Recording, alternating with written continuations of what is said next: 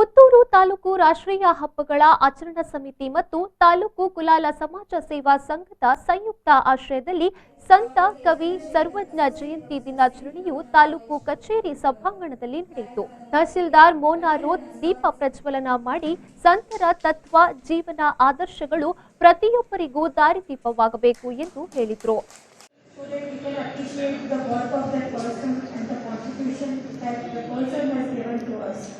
So, ಅವರು ನಮ್ಮ Kannada great poet ಮತ್ತು ಗ್ರೇಟ್ ಫಿಲಾಸಫರ್ ಇದ್ದಾರೆ. So he has given the special this 3-line vachana that is called Tripadi. I think he was called Sarvajana so because he was called like he knew all, he has all the knowledge. So now kuda focus ಮಾಡಿ like we should also focus on attaining the knowledge, focus on the logic why we are doing anything.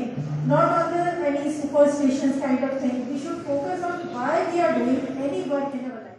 ಸಂತ Philomena ಕಾಲೇಜಿನ professor doctor K Chandrashekhar ಸ್ಮರಣೆಗೈದು ಆ ಕಾಲದಲ್ಲಿ ಸಮಾಜದಲ್ಲಿನ ಅಜ್ಞಾನವನ್ನ ತೊಡೆದು ಹಾಕಿ ಜನರನ್ನ ಜ್ಞಾನದೆಡೆಗೆ ಕೊಂಡೊಯ್ಯುವಲ್ಲಿ ಸರ್ವಜ್ಞರು ಪರಿಶ್ರಮಿಸಿದವರು ಎಂದು ಹೇಳಿದರು.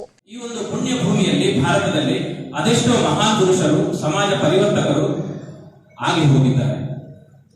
ತಮ್ಮ ಜ್ಞಾನದಿಂದ ಬಹಳಷ್ಟು ಅಜ್ಞಾನಿಗಳ ಅಥವಾ ಜನಸಾಮಾನ್ಯರ ಅಜ್ಞಾನವನ್ನು ತೊಡೆದು ಹಾಕುವಲ್ಲಿ ತಮ್ಮ ಬೋಧನೆಗಳನ್ನು ಈ ಜಗತ್ತಿಗೆ ಕೊಟ್ಟಿದ್ದಾರೆ.